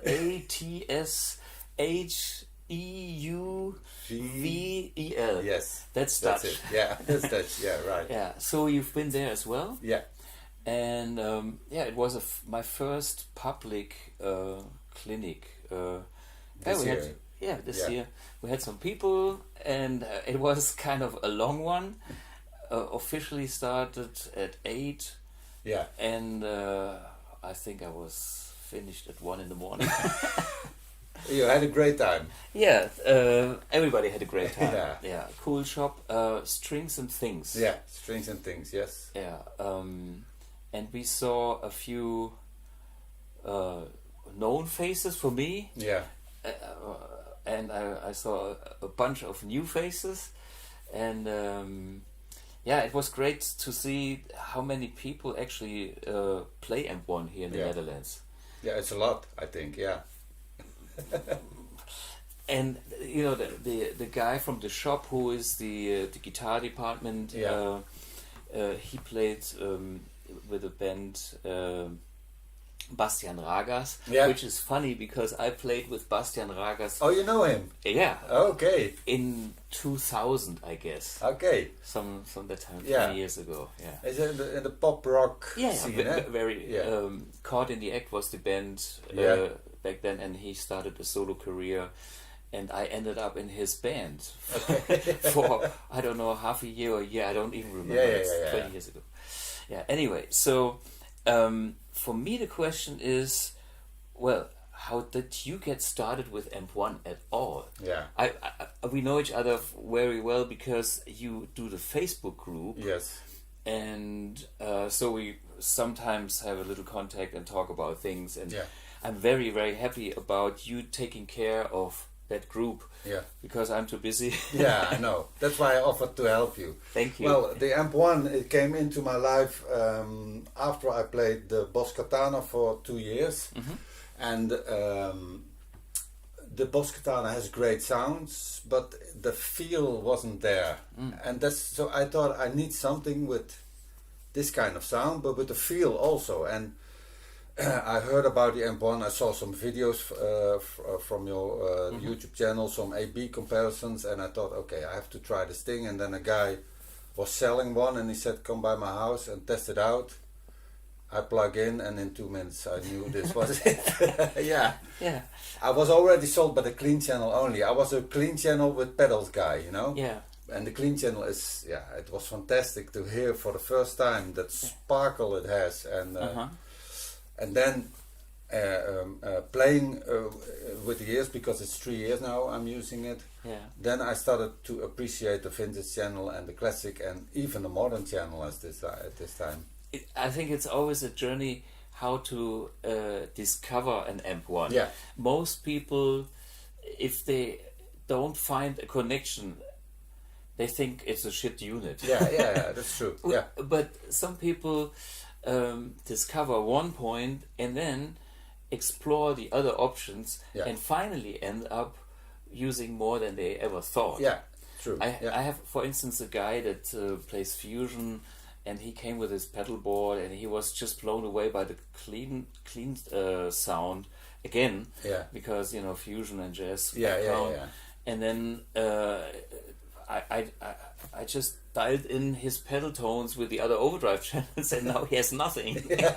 It's like, this is my board. There's nothing on it anymore. Yeah, you know. True. Yeah. So, but it's a process. Yeah. It is, and it's normal, and I totally understand it because we all work the same way. We have to relate to one thing, and then step up from there. Yeah, true. And even when I saw you yesterday, you played a song, your first song.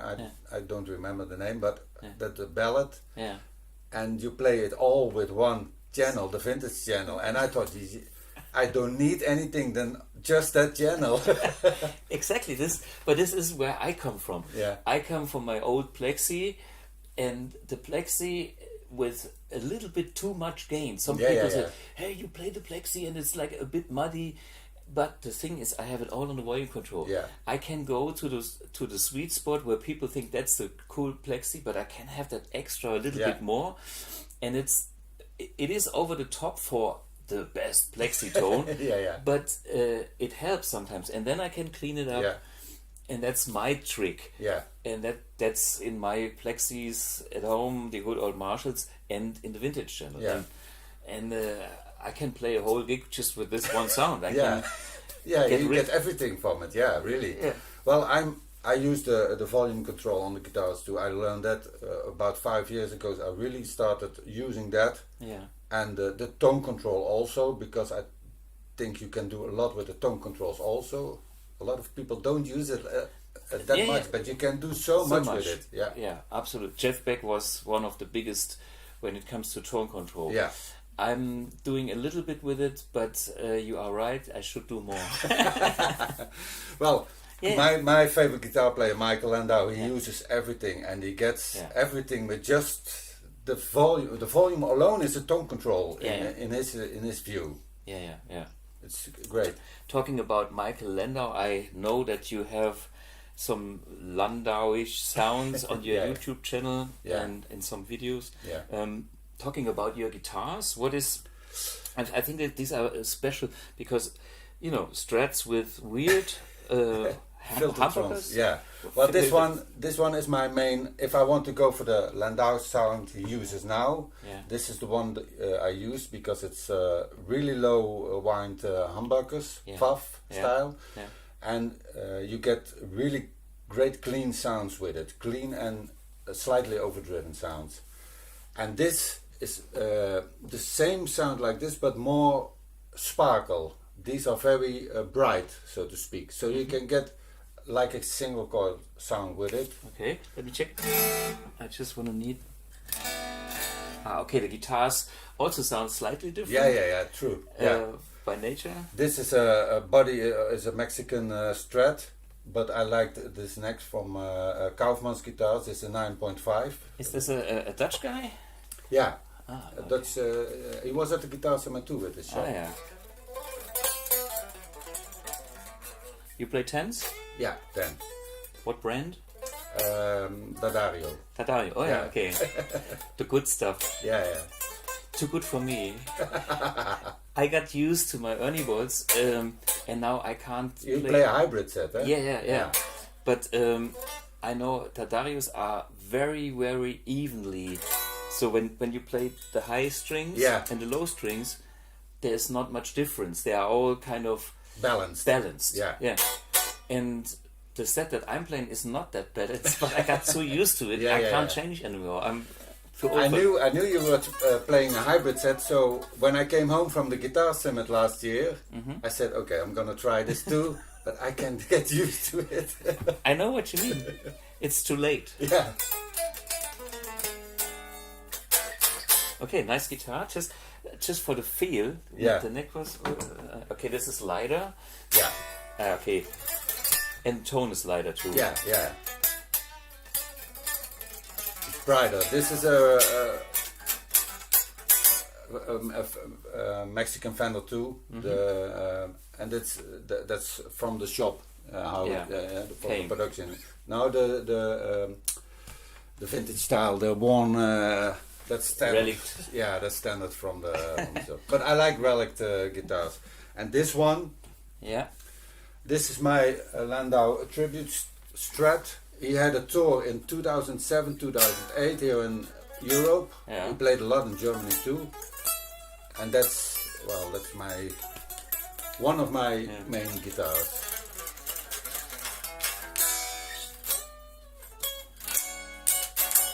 It's very light. Yeah. But it's solid. That's something. Is this Swamp Ash, or is it older? Do you know? It's older. Order, yeah. Yeah. But it's kind of... Yeah, it's light. It's like... Yeah. It has a super neck. Yeah. I can Yeah, tell. the neck I also specially ordered for this guitar. Aha. 9.5, 7 point. Vintage radius. Yeah.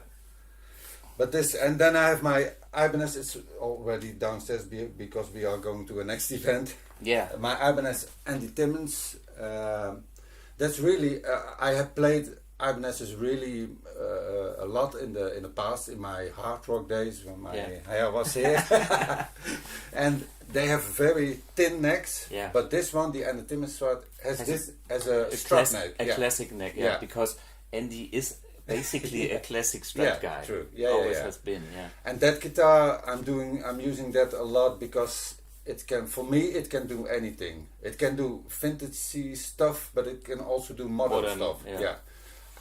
I believe a lot comes from how you handle the instrument to get the sounds. I think it's more the player than the instrument. We know the tone is in the hands, but the instrument make you feel to play a certain way. Yeah. So that's the part of the instrument. Yeah. And just touching 3 different strats, you get different feel for it. And it with different pickups, it will even inspire it to be more different. Yeah, true. Yeah. So that all makes sense. Yeah. Coming to your board, you have a full video of that board somewhere. Let me talk about the zero gain thing again. Because you kind of invented the zero gain. Yeah. So I invented the low gain because when I designed AmpX1, I thought the AmpX1 is a tool that ships in a box and that offers something. Bam, keep it simple. Yeah. But I always knew I wanted to have that extra layer for modifications for friends, for other people. So at the beginning I was reluctant not to talk about it too much. Otherwise people would have too much information overload. This is a digital unit that nobody needs. So on your pedal board we see the AmpX1. It's a Mercury. And what did you start to use zero gain, dialing the gain all the way down? Yeah. Well, I was testing the AmpX1 to get different gain levels with my Boss MS3 because in my band I need a lot of presets because I'm in a cover band and we do everything from the 50s to now. Yeah. So there's everything in between. Yeah. And for the 80s sound you have a different gain levels than for the 50 sounds. So I was playing with that and I was thinking, what happens if I put it on 0? Yeah. And I was thinking, if I put it on 0, there's no sound. No, it's just low. It's really low. Yeah. But then I found out if you do that with the vintage channel, you get a beautiful clean and a better for pedals than the clean channel, in my opinion. It reacts differently. Yeah, it has. I can explain because the vintage channel is a 2-stage channel.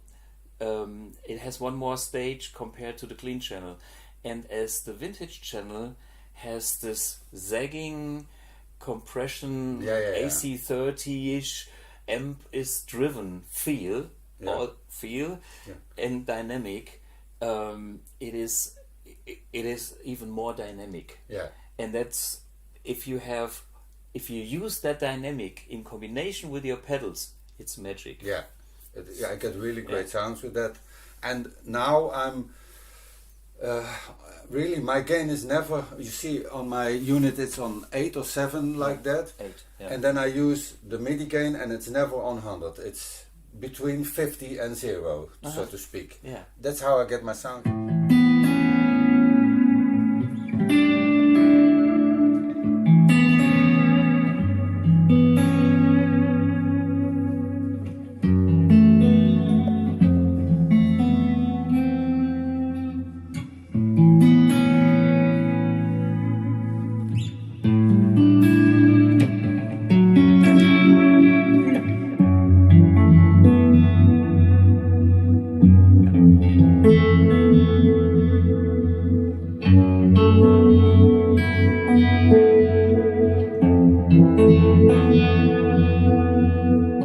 Yeah.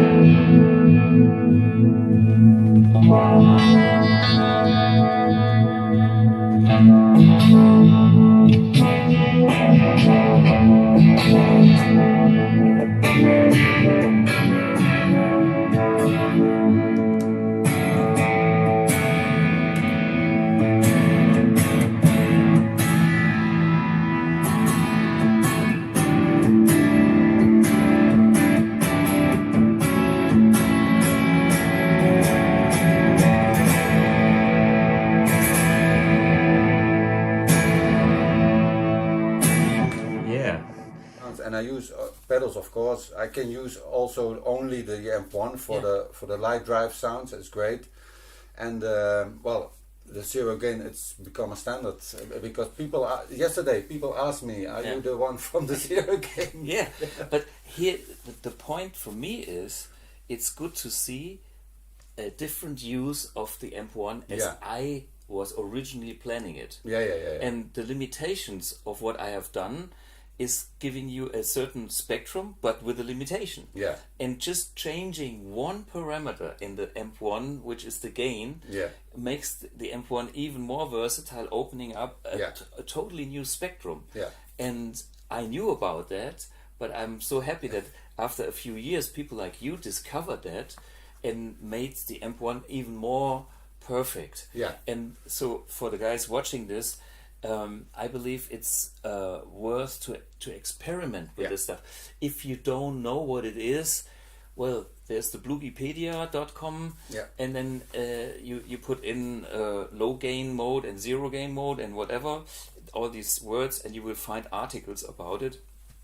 And just give it a try. Yeah. Maybe you will be the luckiest guy ever because you heard the AmpX1 in a way you haven't heard it before. Right, exactly. And you're finding new sounds. Yeah. And it's not like what I have done is the best. No, it's a different spectrum. You decide what is the best. Yeah. That's, I do my thing with a volume control, blah blah blah, and I need that extra gain, which is sometimes too much, and this extra, maybe too much brightness and stuff. This is where I live to do my thing. If you come from a different angle, fine, use it. It's there. Yeah. It's already in the AmpX1. So for me, it's very good to see that people actually explore the AmpX1 and use other facets and other options with it. Well, I've always been that with gear. I go to the maximum. The MS3, I know it inside out. I can do all the tricks that it can. Yeah. That's who I am. I search until I find everything it can do, and then I build my sounds around that. So guys, if you have an MS3 and if you have a problem with the combination, here's your master. And on the BluGuitar user group, the AmpX1 user group. Yeah. And because that's the problem that we have as BluGuitar. There's the MS3, there's the HX effects, there's another group where Patrick Gifford is doing his dream rig, which is the Line 6 H effect and the AmpX1. Yeah. And I cannot have the knowledge about every gear on this planet. No, of course. I focus on sounds, so if I find anything super exciting, whatever brand it is, if it's a pedal, if it's an amp, it's a guitar, pickups, anything, that's my kind of thing. And I'm using my setup, and I'm, as you guys, I'm so happy when my system works. But I'm also like you, when I have my own system, I need to explore all the options. Yeah. When I understand what I can do, when I understand the options and the limits, then I came up with a plan, or I come up with a plan what to arrange in which order. Yes. Yeah. And that's my pedal board or my setup. Yeah. That's what I do too. I find out what it can do, and then I work within this range. Yeah, in that frame. And actually, you see a big pedal board here. People can see it on another video from me. But that case there, that's only an MS3, and for small things, I only take the AmpX1 and the MS3, and I can do anything. It's enough. I know. For me, I was used, or I'm still using my big pedal board with all my holy grail effects from the past. Some of them are still on the board but not being used anymore, like the Reusten, which is a great booster, but it's not needed anymore. Yeah. It just adds noise in that setup. The Yeah. AMP1 can do all I needed from that boost with my Houston Kettner gear in the past. The Reusten was doing something good for it. But with the AMP1, it's not needed anymore. No. But it's still on the board because otherwise there's a big gap. And I designed specially this power supply with the AC for the tube. But anyway, it stays there until my next pedalboard, which will probably be the AmpX pedalboard. Yeah. I was surprised when I saw your pedalboard yesterday live. Yeah. It's dusty. It's really, it's old. It's just like my guitar. I mean, it's stuff that I really use. I mean, For me, I don't have the time to clean my pedalboard or my guitar. It's like I'm happy when I get new strings once in a while. And that's about the time I have. And sometimes I look at my strap and say, how long will this last? Is it okay? Okay. And then half a year later, I have my next check. But I don't mind being busy because I like the stuff that I'm doing. Yeah. But I don't have the time for cleaning. That's it's, I don't know. The moment I hold my guitar in my hands, I want to play it. Yeah. Because these moments get rare. Yeah, of course, you are busy. I understand that. We will have a few pictures of your pedalboards and some links in the descriptions below where you can find your video. If there are questions on the AMP1 and especially MS3, here's your expert on the user group. And as I mentioned yesterday in the clinic, the user group is super because you have interaction immediately. Yeah. But the problem on the user group is all these beautiful articles will drop down in the timeline, and most important stuff will not be found on the timeline on Facebook anymore.